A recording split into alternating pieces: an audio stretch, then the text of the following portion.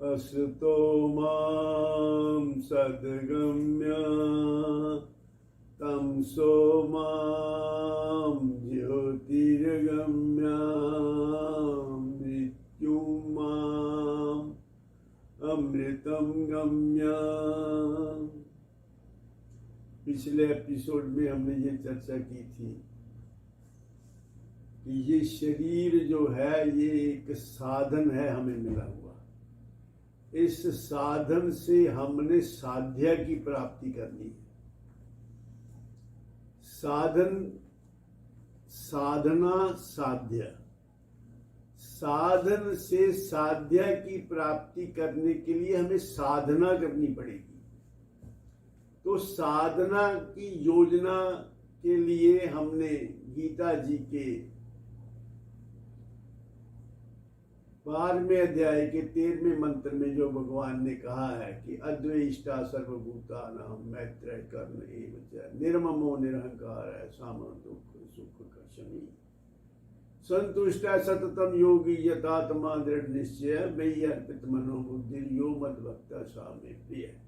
भगवान ने पहला जो स्टेप बताया था साधना की ओर, ये कि अद्वेष्टा, किसी के साथ द्वेष ना हो और संतुष्ट रहे हर एक हालत में।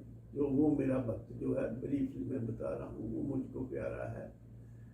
तो एक तो ये जीवन में आना चाहिए कि किसी के प्रति भी द्वेष ना हो। अगर जब तक किसी के प्रति द्वेष है तब तक मान लो आप साधना का पहला स्टेप भी आपने नहीं लिया। व्यवहार में अगर कुछ किसी को गुस्सा दिखाना भी पड़ता है तो वो गुस्सा लाया हुआ गुस्सा होना चाहिए, आया हुआ गुस्सा नहीं होना चाहिए। गुस्से की एक्टिंग तो करो जहां जरूरत पड़ती है, लेकिन मन में किसी के प्रति द्वेष, किसी का बुरा मन में कभी सोचो ना, क्योंकि हम सब एक लेवल पे एक ही हैं, अद्वैत, दो है ही नहीं। तो हम जैसे अपना हमेशा अपना अच्छा ही सोचते हैं, अपना भला ही सोचते हैं, ऐसे दूसरे का भी हमेशा भला ही सोचो। तो दूसरे का भला सोचोगे तो अपना भला होना तो यकीनी है। अगर आप किसी का बुरा सोचते हैं तो उसका बुरा चाहे हो चाहे ना हो, इसमें शंका हो सकती है, क्योंकि किसी के कहने से किसी का बुरा नहीं होता। लेकिन तुम्हारा बुरा जरूर हो जाएगा। जो तुम किसी के बारे में बुरा सोचोगे तुम्हारा बुरा जरूर हो जाएगा। इसलिए किसी के बारे में भी बुरा मत सोचो, पहला लक्षण तो ये। दूसरा लक्षण जो भगवान ने बताया है वो है ये त्वक्षरम निर्देश्य अव्यक्तम पर्युपास्ते सर्वत्र गम चिंत्यम च कूटस्थ मचलम ध्रुवम संयम इंद्रियग्रामम सर्वत्र संबुद्ध्य ते प्राप्नुवन्ति मामेव सर्वभूत हिते रता। ये लास्ट जो इसकी पंक्ति है वो इंपॉर्टेंट है। सर्वभूत हिते रता, जो सब भूत प्राणियों के हित में रत हैं, सब भूत प्राणियों के हित की भले की बात सोचते हैं, उसमें लगे हुए हैं, ऐसा जो मेरा भक्त है वो मुझको प्यारा है, वो मुझको प्राप्त हो जाता है। तो देखो, अपना तो सब अपना अपना तो सारी दुनिया ही सोचती है। इंसान क्या, कीट पतंग, जो सब जितनी दुनिया है, जितनी ये जीव जंतु है, पशु पक्षी है, सब अपना हित तो सब सोच लेते हैं। इसमें कोई क्या बड़ी बात है। दूसरे के हित की बात सोचना, वो आदमी परमात्मा की भक्ति के लायक है। परमात्मा की प्राप्ति उसको जल्दी होती है जो दूसरे के हित में लगे हुए हैं। फिर आप कहेंगे कि दूसरों का ही हम सोचते रहे तो हमारा कैसे चलेगा। ऐसा नहीं होता। ये प्रकृति का नियम है कि जो आप देते हैं वो आपको कई गुना होकर वापस मिलता है। हम आम का एक पेड़ बोते, एक आम का एक गुठली बोते हैं तो उससे एक पेड़ निकलता है, और पेड़ पे कितने आम लगते हैं। एक आम को हमने इन्वेस्ट किया, दिया, एक पेड़ लगाया तो उस पेड़ से कितने आम लगे। ऐसे ही एक एक दाना गेहूं का भी बोए तो उसमें एक पौधे से कितनी ज्यादा दाने निकलते हैं। ये प्रकृति का नियम है कि जो तुम दोगे प्रकृति कई गुना करके उसको आपको वापस करेगी। इसी प्रकार सूक्ष्म जगत में भी ऐसे ही है। अगर आप किसी का थोड़ा सा भी भला करते हैं तो आपका बहुत बड़ा भला करने की योजना उसी वक्त बन जाती है। किसी के भले की बात सोचते ही, क्योंकि जहां से ये सोच शुरू होती है, यहाँ ये मन में विचार आएगा, वही तो बैठा है भला करने वाला। तो उसको पता लग जाता है कि देखो इसके मन में अच्छा ख्याल आया, दूसरे के भले की सोचता, तो आपका भला उसी वक्त शुरू हो जाता होना। तो सर्वभूत हिते रहता, सबके भले के बारे में जो सोचता है उसका यकीनन भला होता है। और ये उसकी बहुत बड़ी परमात्मा की ये इबादत है, परमात्मा की ये एक भक्ति है। किसी का भला सोचना, किसी का भला करना, सेवा करना, जो भी जरूरतमंद है उसके काम आना, ये सब परमात्मा की भक्ति ही है।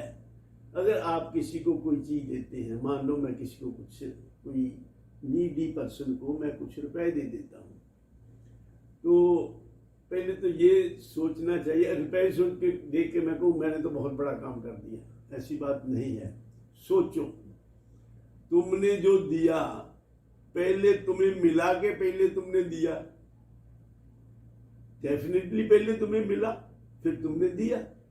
और दूसरी बात सोचो, मिला ज्यादा के दिया ज्यादा, डेफिनेटली मिला ज्यादा, उसमें से कुछ दिया हमने, तो फिर अभिमान किस बात का। फिर तो भगवान का शुक्रिया करना चाहिए, भगवान का धन्यवाद करना चाहिए कि आपको उसने इस लायक बनाया कि किसी को कुछ दे सको।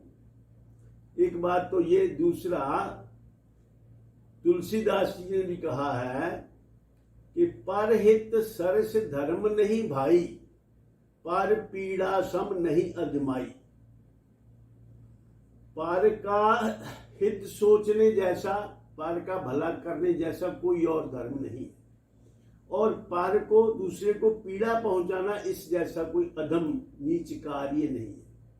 क्यों किसी को पीड़ा पहुंचाओ, सबको सुखी करने का अपने मन में रखो।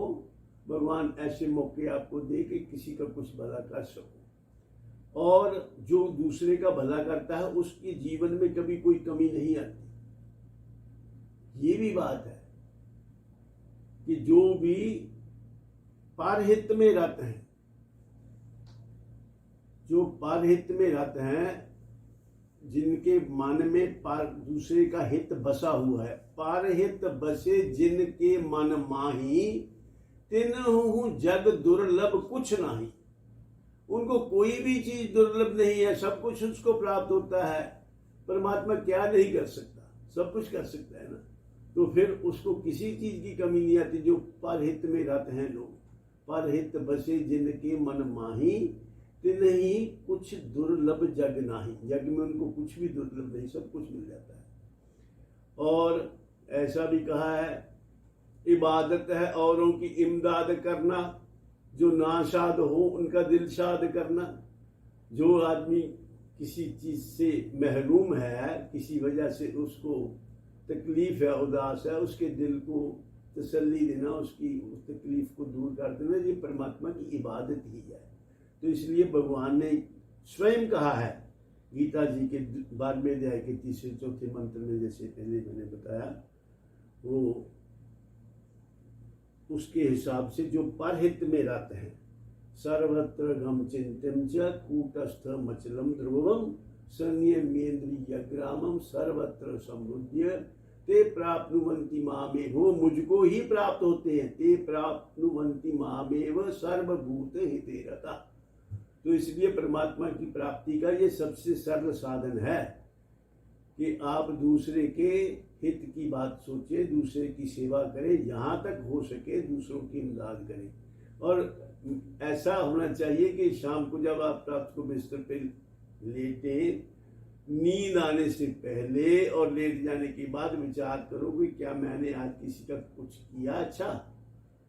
कोशिश करके रोज किसी न किसी की इमदाद करनी चाहिए। परमात्मा ने आपको ऐसी स्थिति में रखा है, तो इसलिए परमात्मा का धन्यवाद भी साथ साथ करना चाहिए।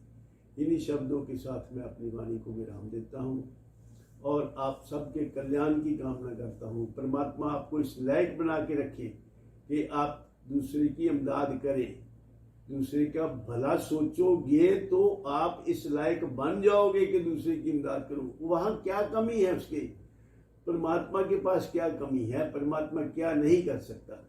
क्या परमात्मा क्या अभी बूढ़ा हो गया कि उसके पास शक्ति नहीं है? क्या दे नहीं सकता वो आपको? आप दूसरों को देने की सोचो, आपको कई गुना मिलेगा, पहले ही मिल जाता है देने से। इस बात पे विश्वास रखो।